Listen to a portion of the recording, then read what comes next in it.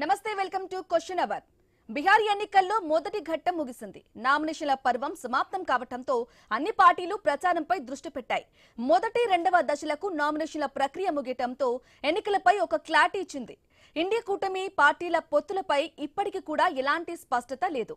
ఇప్పటి వరకు కూడా ఇండి కూటమి మహాగఠబంధన్లో సీట్ల పంపకాలు పూర్తి కాలేదు.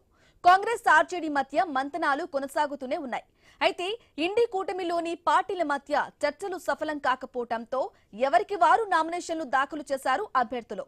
అటు అన్ని సీట్లలో పోటీ చేస్తున్న ఆర్జేడీ రెండవ దశ అభ్యర్థుల లిస్టును కూడా సోమవారమే ప్రకటించింది. ఇక 143 మందితో రెండవ లిస్టును ప్రకటించారు ఆర్జేడీ చీఫ్ లాలూ ప్రసాద్ యాదవ్.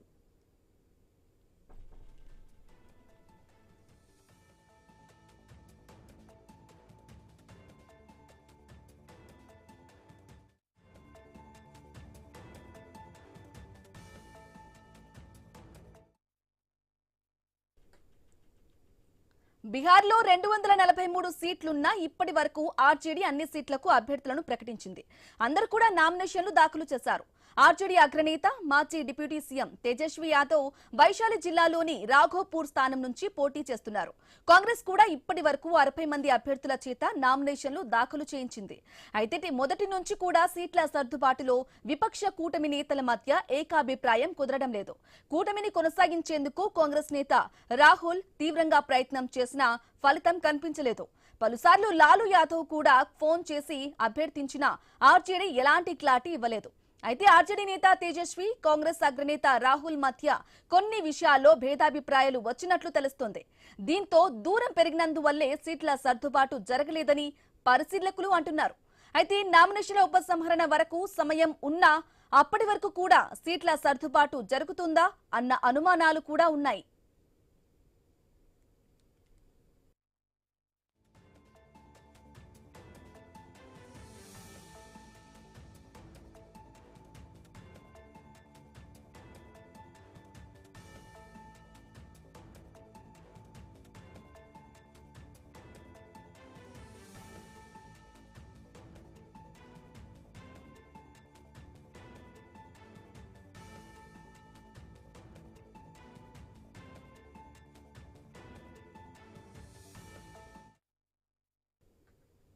అంతేకాదు తొలి విడత పోలింగ్ జరిగే 121 స్థానాల్లో 125 మంది అభ్యర్థులను విపక్ష కూటమి బరిలోకి దింపింది.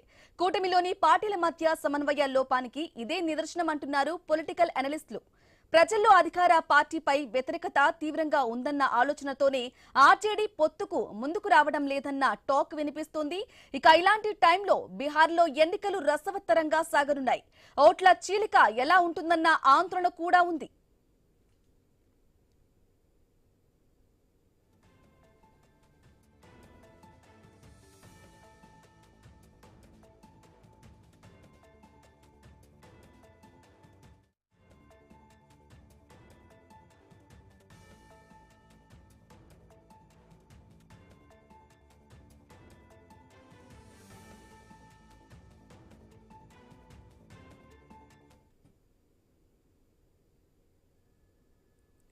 రైట్ గా బీహార్ ఎన్నికల్లో మొదటి ఘట్టం ముగిసింది.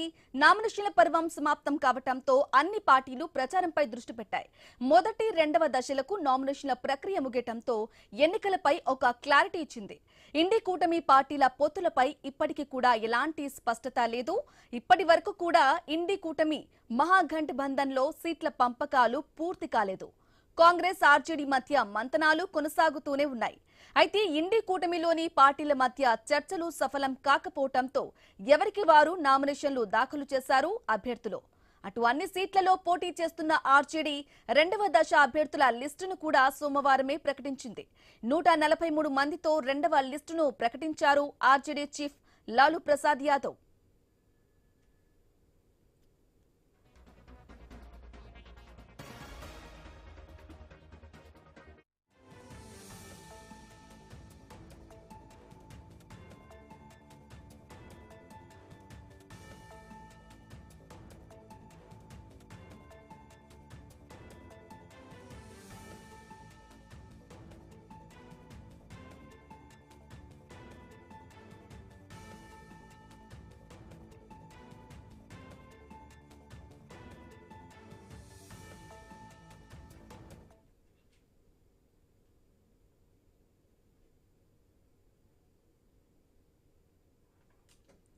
బీహార్లో 243 సీట్లున్నా ఇప్పటి వరకు ఆర్జేడీ అన్ని సీట్లకు అభ్యర్థులను ప్రకటించింది.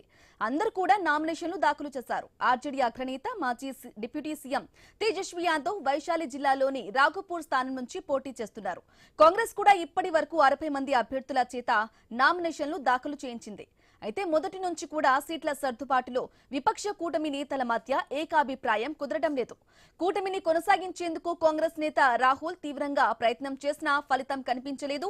పలుసార్లు లాలూ యాదవ్ కూడా ఫోన్ చేసి అభ్యర్థించినా ఆర్జేడీ ఎలాంటి క్లారిటీ ఇవ్వలేదు. అయితే ఆర్జేడీ నేత తేజస్వి, కాంగ్రెస్ అగ్రనేత రాహుల్ మధ్య కొన్ని విషయాల్లో భేదాభిప్రాయాలు వచ్చినట్లుగా కూడా తెలుస్తోంది. దీంతో దూరం పెరిగినందువల్లే సీట్ల సర్దుబాటు జరగలేదని పరిశీలకులు అంటున్నారు. అయితే నామినేషన్ల ఉపసంహరణ వరకు సమయం ఉన్నా అప్పటి వరకు కూడా సీట్ల సర్దుబాటు జరుగుతుందా అన్న అనుమానాలు కూడా ఉన్నాయి.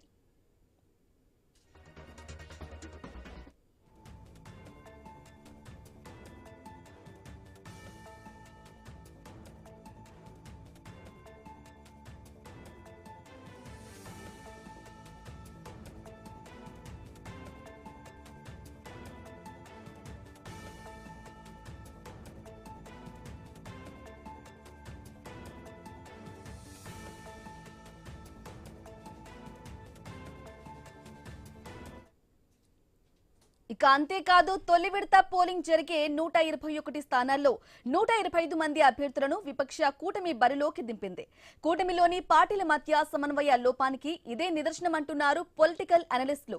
ప్రజల్లో అధికార పార్టీపై వ్యతిరేకత తీవ్రంగా ఉందన్న ఆలోచనతోనే ఆర్జేడీ పొత్తుకు ముందుకు రావటం లేదన్న టాక్ వినిపిస్తోంది. ఇక ఇలాంటి టైంలో బీహార్లో ఎన్నికలు తీవ్ర రసవత్తరంగా సాగనున్నాయి. ఓట్ల చీలిక ఎలా ఉంటుందన్న ఆందోళన కూడా ఉంది.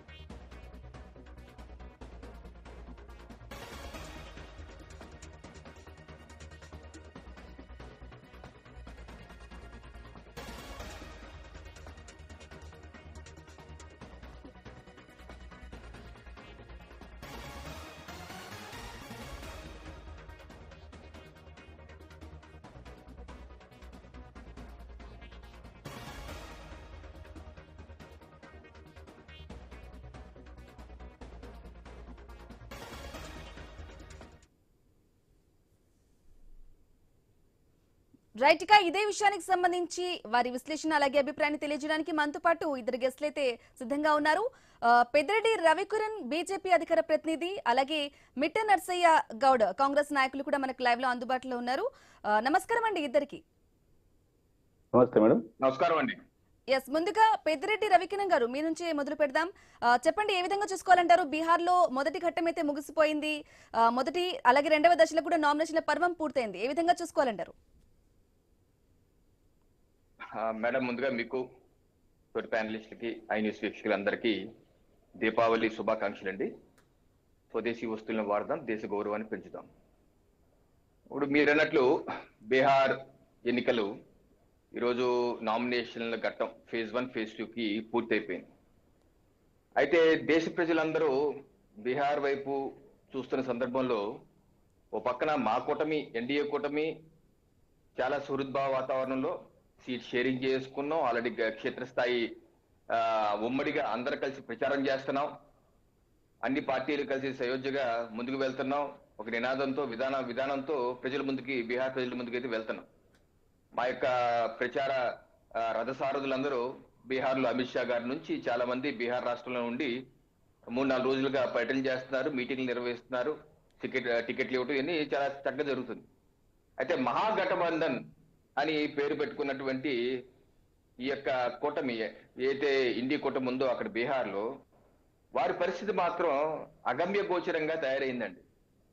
ఒకరికొకరికి సయోధ్య లేదు, ఎక్కడా ఉమ్మడి ప్రకటన లేదు, ఎక్కడా ఒకళ్ళు కూర్చొని మాట్లాడుకుంటాం లేదు. షీట్ షేరింగ్ ఇది ఎప్పటి నుంచో 6 మాసాలుగా ఇదిగో మేము చాలా ఐక్యంగా ముందుకు వెళ్తున్నాం, చాలా సయోధ్యగా ముందుకు వెళ్తున్నాం. బోల్డ్ టైం ఉంది వాళ్ళకి. విపక్షాలు ఏముంది, 20 ఏళ్ళుగా విపక్షంలో ఉన్నారు కదా. ఆల్మోస్ట్ మరి బోల్డ్ టైం ఉంది వాళ్ళ దగ్గర. అయినప్పటికీ సీట్ షేరింగ్ విషయంలో ఎంత అబాసుపాలు దేశవ్యాప్తంగా అవుతున్నారో మనం చూస్తున్నాం. ఈ రోజు ఉమ్మడిగా కూర్చొని ఒక ప్రెస్ స్టేట్మెంట్ ఇవ్వలేని పరిస్థితి. పైమెచ్చు టికెట్ వచ్చినోడు ఒక రకంగా ఏడుపు, టికెట్ రానోడు ఒక రకంగా ఏడుపు. మహాగఠబంధన్ ఏ రకంగా చూడండి, టికెట్ వచ్చినాడు, కాంగ్రెస్ పార్టీ టికెట్ వచ్చినాడు, అక్కడికి వెళ్తే అక్కడ ఎన్డీఏ కూటమి అభ్యర్థి అపోజిషన్ లోనే కాదు, వాళ్ళ సొంత ఇండి కూటమి అభ్యర్థి అపోజిషన్ ఉన్నాడు, ఆర్జేడీ అభ్యర్థి అపోజిషన్ ఉన్నాడు. ఆర్జేడీ టికెట్ ఫైల్ చేయడానికి వెళ్తే అక్కడ విఐపి పార్టీ వాళ్ళ గఠబంధుల పార్టీ అపోజిషన్ లో ఉన్నారు. పోనీ వీళ్ళు అనుకుంటే అక్కడ కమ్యూనిస్ట్ పార్టీలు ఉన్నారు, అపోజిషన్ లో ఉన్నారు. పోనీ ఇదే అనుకుంటే ఏంటి ఇండి కూటమిలో భాగమైన జార్ఖండ్ ముక్తి మోర్చా జేఎంఎం వాళ్ళు కూడా అపోజిషన్ లో ఉన్నారు. ఇదే అనుకుంటే ఆమ్ ఆద్మీ పార్టీ వాళ్ళు ఉన్నారు అక్కడ రేస్ లో, వాళ్ళు ఇండిపెండెంట్ గా చేసుకుంటున్నారు. ఇండి కూటమి అని చెప్పి ఏదైతే ఈ గతుకుల బొంత అతుకుల బొంత ఏదైతే పెట్టుకున్నారో, ఈ అతుకుల బొంత వల్ల అది మహాగఠబంధన్ కాదు, మహాబంధన్ అయిపోయింది దేశవ్యాప్తంగా, బీహార్ వ్యాప్తంగా. ఇది వారి యొక్క పతనానికి, వారి యొక్క ఆలోచన సరళ ఏది భావ సారూప్యత లేదు, ఒక ఆలోచన లేదు, కేవలం మోడీ గారి మీద వ్యతిరేకత, అంతేగాని వారికంటూ ఒక ఎజెండా లేదు, వారికంటూ ఒక ఆలోచన లేదు. పెద్దిరెడ్డి రవికిరణ్ గారు, అయితే ఈ మధ్య కాలంలో ప్రధానంగా వచ్చేది ఏంటంటే తేజస్వి అలాగే రాహుల్ కి సయోధ్య కుదరటం లేదు, పొత్తు కూడా కుదరటం లేదు, అది మీకు కలిసి వచ్చే అవకాశం ఉందని చెప్పేసి కూడా ప్రధాన వినిపిస్తున్న మాట. దీనిపై ఏమంటారు? ఇప్పుడు ప్రతిపక్ష పార్టీ ఏదైతే మహాగఠబంధన్ అని పేరు పెట్టుకున్నారో, సీట్ షేరింగ్ ముందుకెళ్తున్నారో, వాళ్ళే ఒకరికి నుండి తిట్టుకుంటారు, ఒకరి మీద ఒకటి చూడండి. మదన్ షా గారు ఆర్జేడీ ఆయన వచ్చి లాలూ ప్రసాద్ గారి ఇంటి ముందు బట్టలు చించుకొని డబ్బులు అడుగుతున్న టికెట్లు, డబ్బులు ఇవ్వలేదన్న టికెట్ ఇవ్వలేదన్నారు. Congress party 3 term MLA Alam ఆయన ఆ రాష్ట్ర పార్టీ అధ్యక్షుడు రాజేష్ రామ్ తో ఆడియో కాన్ఫరెన్స్ డబ్బుల కోసం డబ్బులు అడుగుతున్నారు, డబ్బులు ఇవ్వలేకపోతే టికెట్ ఇవ్వట్లేదు అన్నారు. అంటే ఈ రకంగా ఓట్చోర్ అన్న వాళ్ళు సీట్ చోర్ పార్టీ అయిపోయింది. అందుకనే ప్రజలు వాళ్ళని సీరియస్ గా తీసుకునే పరిస్థితి ఉండదు. ఓటు పడకుండానే మహాగఠబంధన్ ఓడిపోయే పరిస్థితి అక్కడ నెలకొంది. ఎందుకంటే ఏ రకంగా నమ్ముతారండి? ఒక కామన్ ఎజెండా లేదు, సయోధ్య లేని పార్టీలు రేపు అధికారులు ఏ రకంగా రావాలి, ఏ రకంగా రాష్ట్రాన్ని పరిపాలిస్తారు? పైపెచ్చు గోండారాజు ఏంటి, ఆర్జేడీ పరిపాలన గోండారాజుకి చాలా ఫేమస్. అటువంటి నాయకులందరికీ టికెట్లు ఇచ్చారు. షాబుద్దీన్ ఉన్నారు పెద్ద గోండా, ఆయన అబ్బాయికి టికెట్ ఇచ్చారు. అలాగే మదన్ రీట్లాల్ యాదవ్ అతని మీద అనేకమైన కేసులు, అతనికి టికెట్లు ఇచ్చారు. మరోసారి గోండారాజు వచ్చే విధంగా ఆ యొక్క నేత ఏదైతే కేసీ యాదవ్ అనేవాడు, నన్ను ముఖ్యమంత్రి చేయండి, గతంలో మా నాన్న చేసి మా అమ్మ చేసి మరిపిస్తాను, నేను కొత్త పరిపాలన ఇస్తా అని చెప్పేసి, ఇప్పుడు ఆ పరిస్థితి ఆయన ముఖ్యమంత్రిగా ప్రకటించేవాడు లేడు. ఆ డిప్యూటీ సీఎం ప్రకటించమనేమో ఆ యొక్క మనీష్ సైని ఆ పార్టీ విఐపి పార్టీ అధ్యక్షుడు, నన్ను డిప్యూటీ సీఎం చేయండు, డిప్యూటీ సీఎం ప్రకటించండు అంటారు. డిప్యూటీ సీఎం లేదు, సీఎం లేదు, కలిసికట్టుగా ఇవ్వడం లేదు, టికెట్ షేరింగ్ లేదు, ఒకరి మీద ఒకరు. సో ఏ రకంగా వీళ్ళు ప్రతిపక్ష పార్టీ అవుతారండి? మాకు ప్రతిపక్ష పార్టీ బీహార్ లో ఆల్మోస్ట్ లేక ప్రజలు కూడా చేత్కరించుకుంటున్నారు. బీహార్ లో ప్రజలే కాదు, దేశ ప్రజలందరూ చేత్కరించుకుంటున్నారు. ఇండి కూటమి అంతా అతుకులు బొంత, ఒక విధానం లేదు, కేవలం మోదీ గారి మీద ద్వేషం, బీజేపీ ద్వేషంతో కలిసికట్టుగా ప్రయాణం చేస్తారు, కలిసికట్టు ప్రయాణం చేయలేని పరిస్థితి. ఈ అనైక్యత, అవినీతి, వాళ్ళ యొక్క గోండారాజు స్పష్టంగా కనబడిపోతుంది. తప్పనిసరిగా ఈ యొక్క ఎన్నికల్లో వారు కనీస ప్రతిపక్ష హోదా వస్తో రాదో కూడా డౌట్ లో ఉన్న పరిస్థితిలో ఉందండి. ఓకే, రైట్ పెద్దిరెడ్డి గారు. అలాగే మిడ్డ నరసయ్య గౌడ్ గారు, ఎస్ నమస్కారం అండి. చెప్పండి, అంటే మీ మధ్య సయోధ్య అనేది కుదరడం లేదు, అందుకే పొత్తు కూడా కుదరట్లేదు, కొంత గందరగోళం అనేది కాంగ్రెస్ లో ఉంది అని చెప్పేసి ప్రధానంగా పెద్దిరెడ్డి గారు చెప్తున్నారు. మరి దీనిపై ఏమంటారు? వాయిస్ క్లియర్ ఉందా మేడం? ఎస్ వినిపిస్తుందండి, మాట్లాడొచ్చు.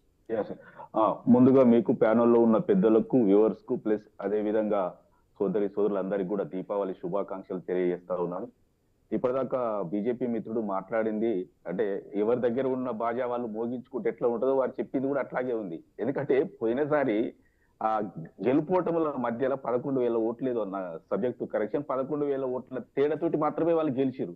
దానికి వారు ఏం చెప్తున్నారంటే బీహార్ లో మాకు ప్రతిపక్షం లేదు, వాళ్ళ సయోధ్య లేదు, వీళ్ళ సయోధ్య లేదు, కూర్చొని మాట్లాడలేదు, వాళ్ళ ఉమ్మడి పథకం లేదు. ఇవన్నీ ఏంటంటే ఓడిపోయే ముందు బీరాలు పలకడం ఏదైతే ఉందో అవే కనిపిస్తూ ఉన్నాయి.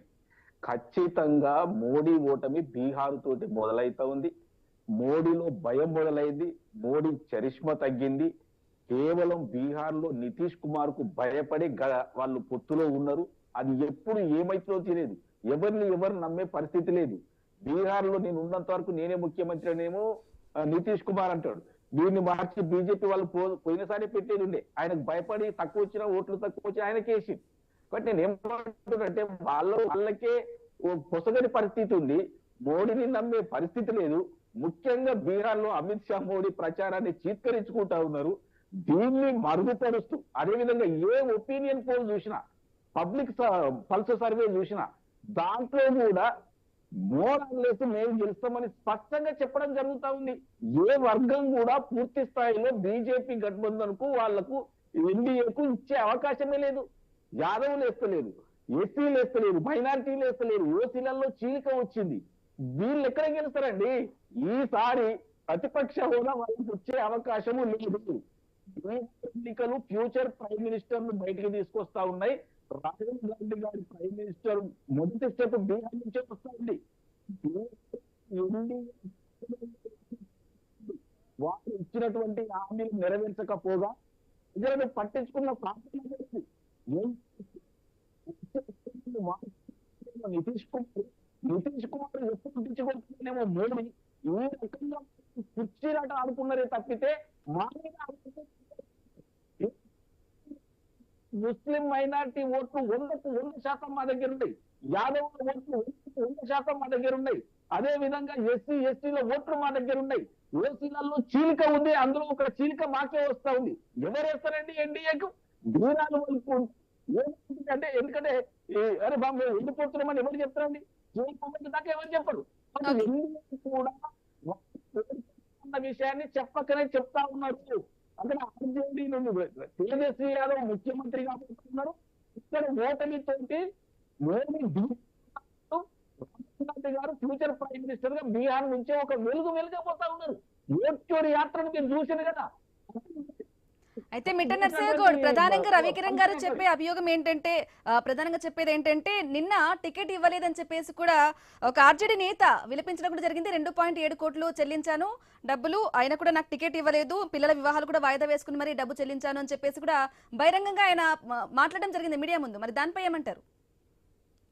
మేడం నేను ఏమంటున్నా, బీజేపీలో రాచరికం ఉంటుంది, మిగతా పార్టీలు ప్రతిపక్ష పార్టీలలో ప్రజాస్వామ్యం ఉంటుంది. ఇది మేము ఎప్పటి నుండి చెప్తాం. ఎందుకంటే మాకు ఇది మొదటి నుండి కూడా ప్రతిపక్షాలు ముఖ్యంగా కాంగ్రెస్ అనుబంధ పార్టీలలో చివరి వరకు కూడా కొట్లాడే ఆ అర్హత ఉంటది, ఆ వెసులుబాటు ఉంటది. కాబట్టి ఇది ఓపెన్ గా చెప్తారు. ఒకటి కరెక్ట్ ఉండొచ్చు, ఒకటి తప్పు కూడా ఉండొచ్చు. దీంతో మనకు వచ్చేది ఏం లేదు. ఎందుకంటే ప్రజలకు కూడా వాళ్ళకి తెలుసు కదా చివరి దాకా ఇట్లనే ఉంటది వీళ్ళది, కానీ పరిపాలన బాగుంటది. ఈసారి వీళ్ళు వస్తే కనుక మనకు మంచి జరుగుతుంది అన్న ఆలోచనలు వాళ్ళు ఉంటారు తప్పితే బీజేపీలో రాజరికం అండి. ఆ తెర వెనుకాల ఏం జరుగుతుందో, ఏం కొట్లాంటుంటుందో, ఏం అనుబంధాలు ఉంటాయో, ఏం సంబంధాలు ఉంటాయో, ఏం పొత్తులు ఉంటాయో బయట మాత్రం ఒక తిరిగి కనిపిస్తారు. నేను ఒకటే అంటున్నా, ప్రజలకు వీళ్ళ రంగు తెలిసిపోయింది. ఓట్ చోరీ ఈసారి చేయలేదు. కాబట్టి ఓట్ చోరీ బీహార్ లో ఖచ్చితంగా గఠబంధన్ గెలవబోతుంది. అదేవిధంగా ఎన్డీఏకు చాలా చోట్ల డిపాజిట్ వచ్చే అవకాశం లేదు.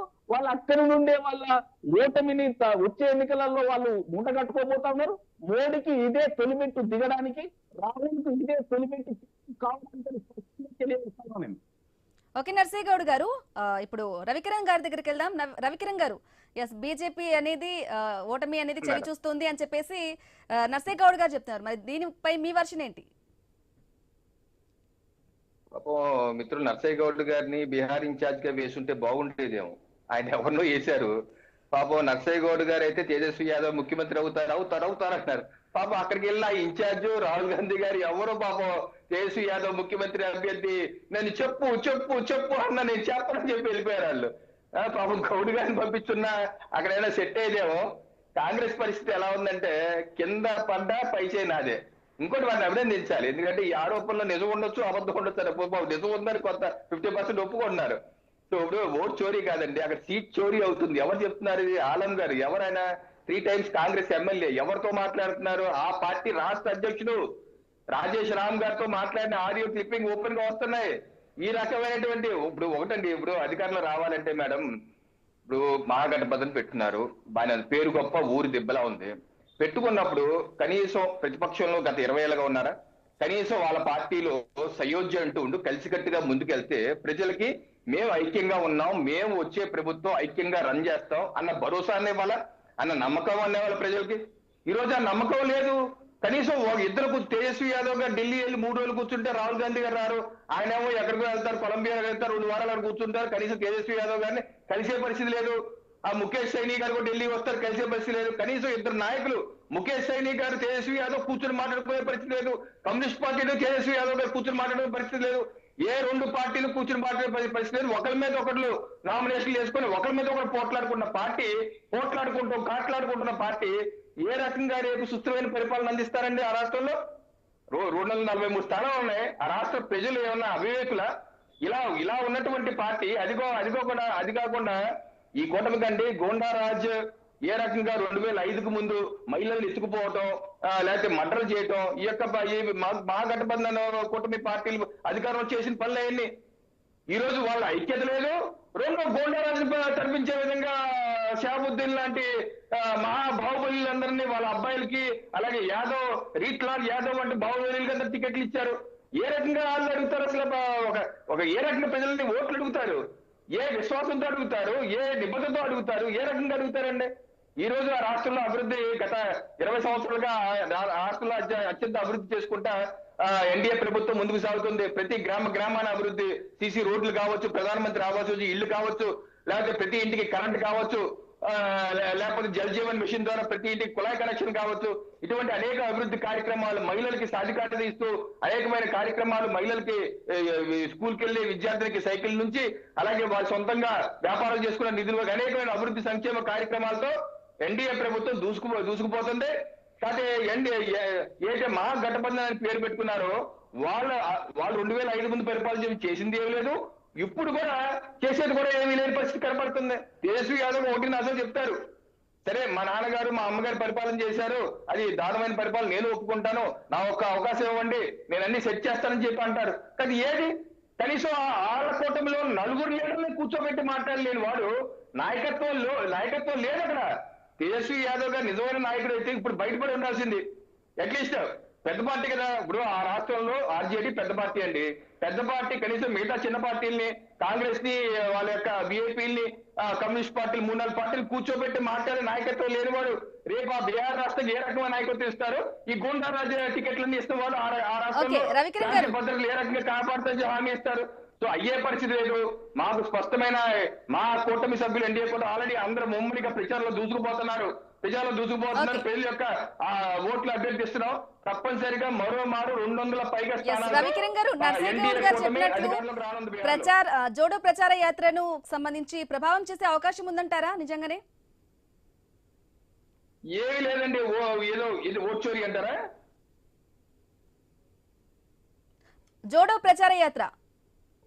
జోడో యాత్ర ప్రజలపై నిజంగా భారత్ జోడో యాత్ర అనేది ప్రభావం చూపే అవకాశం ఉందంటారా ఈ ఎలక్షన్స్ లో? ఆ భారత్ జోడో యాత్ర కథ కంచికి మన ఇంటికి అయిపోయింది మేడం. అది ఎప్పుడు కథ విషయం. అలాగే మొన్న ఓట్ చోరీ యాత్ర చేశారు రాహుల్ గాంధీ గారు, అట్టర్ ఫ్లాష్ షో చేశారు. ఏమన్నా ఏ గ్రామంలోకి వెళ్ళి ఒక మహిళతో నాకు ఓటు లేదు, ఓటు ఇస్తారని చెప్పి అబద్ధం చెప్పించారు. ఆ మహిళ మళ్ళీ వచ్చి టీవీలో, సోషల్ మీడియాలో అమ్మో నాకు ఉంది ఓటు, వాళ్ళు చెప్పన్నారు కాబట్టి చెప్పారన్నారు. ఆయన ఒక గ్రామానికి వెళ్ళి గ్రామానికి ఒక డోర్ నెంబర్ 0 ఉంది, గ్రామానికి అన్ని 0తోనే ఓట్లు ఉన్నాయి, ఇది ఓట్ చోరు అన్నారు. ఆ గ్రామంలో అందరూ వచ్చి మాకు ఇప్పుడు వరకు డోర్ నెంబర్ ఇవ్వలేదు, డోర్ నెంబర్ ఇవ్వని కాడికి 0 ఉంది, దాన్ని ఓట్ చోరు అంటావేంటి మగడా అన్నారు. సో అలాగే అలాగే అట్టర్ ఫ్లాష్ షో అయింది. ఈ రోజు రాహుల్ గాంధీ గారు రాహుల్ గాంధీ కనీసం ఇంత పెద్ద బీహార్ ఎన్నికల నుంచి ప్రధానమంత్రి అవుతాడు రాహుల్ గాంధీ అని చెప్పుకుని పాపం కాంగ్రెస్ పార్టీ నేతలే రాహుల్ గాంధీ కనీసం వెళ్ళి కూర్చొని పరిస్థితి లేదు కదా. కాంగ్రెస్ నాయకులు నర్సేగౌడ్ ఇక చివరగా ఏం చెప్తారు? ఇండియా కూటమి విభేదాలు ఎన్డీఏకి కలిసి వచ్చే అవకాశాలు ఉన్నట్లుగా కూడా ప్రధానంగా వినిపిస్తున్నమాట. మరి దీనిపై మీ వర్షను చివరగా ఏం చెప్తారు? మేడం, ఎన్డీఏను శిక్షించబోతా ఉన్నారు ప్రజలు, అది కూడా అతి దారుణంగా. ప్రతిపక్ష హోదా లేకుండా చాలా చోట్ల డిపాజిట్లు రాకుండా పోయే పరిస్థితి ఉన్నది. ఇప్పటిదాకా రవికిరణ్ గారు మాట్లాడిన మాటలు వింటేనే మనకు అర్థమవుతుంది కదా, ఎంతసేపు వాళ్ళు కొట్టుకున్నారు, వీళ్ళు కొట్టుకున్నారు, వాళ్ళు కూర్చొని మాట్లాడలే అని చెప్తారు. కానీ మేము ఈ అభివృద్ధి చేసిన మమ్మల్ని చూసి కొట్టేస్తారని ఒక్క మాట చెప్పలేకపోయింది. నేను క్లియర్ కట్ గా చెప్తా ఉన్నా, మహిళలకు 2500 రూపాయలు మాకు ఓట్లు కుర్తించబోతా ఉంది, 200 యూనిట్లు మాకు ఓట్లు కుర్తించబోతా ఉంది. ఇది ప్రజాస్వామ్యం యుతంగా మేము గెలవాలనుకుంటున్నాం, రాజనీతిక యుతంగా వాళ్ళు గెలవాలనుకుంటున్నాడు. బీహార్ ప్రజలు విద్యుత్ ఖచ్చితంగా మహాగఠబంధన్ 100% మీకు గెలిపిస్తారు. వాళ్ళకి అర్థమైపోయింది. ఎందుకంటే మోడీ చెప్పేటి అన్ని అబద్ధాలని అందరూ విశ్వసిస్తా ఉన్నారు. 2 కోట్ల సంవత్సరానికి Okay. ఉద్యోగాలు ఇస్తారని Right. పారిపోయాడు. 2022 వరకు అందరికి ఇల్లు ఇస్తారని పారిపోయాడు. చెప్పేటని అబద్ధాలే. 15 లక్షల రూపాయలు అకౌంట్ వేస్తారని పారిపోయాడు. Okay. Right, నర్సయ్య గౌడ్ గారు. ఓటమి ముఖ్యం. మోడీకి చాలా కష్టాలు మొదలవుతా ఉంటాయి. రాహుల్ గాంధీ గారు బీహార్ లో ఒక మీటింగ్ అక్కడ నుండి పీఎం కాబోతున్నారు. ఓకే ఇవి ఫ్రాక్చర్ ఖచ్చితంగా వన్ సైడ్ ఓట్లేస్తున్నారు బీహార్ వాళ్ళు. వాళ్ళకి సరైన opinion polls okay right Narsaiah Goud గారు. చేస్తా ఉన్నారు. ఓకే రైట్ అండి. చర్చలో పాల్గొన్నందుకు పెద్దిరెడ్డి రవికిరణ్ గారికి అలాగే మిఠా నర్సయ్య గౌడ్ గారికి కూడా థ్యాంక్ యూ అండి.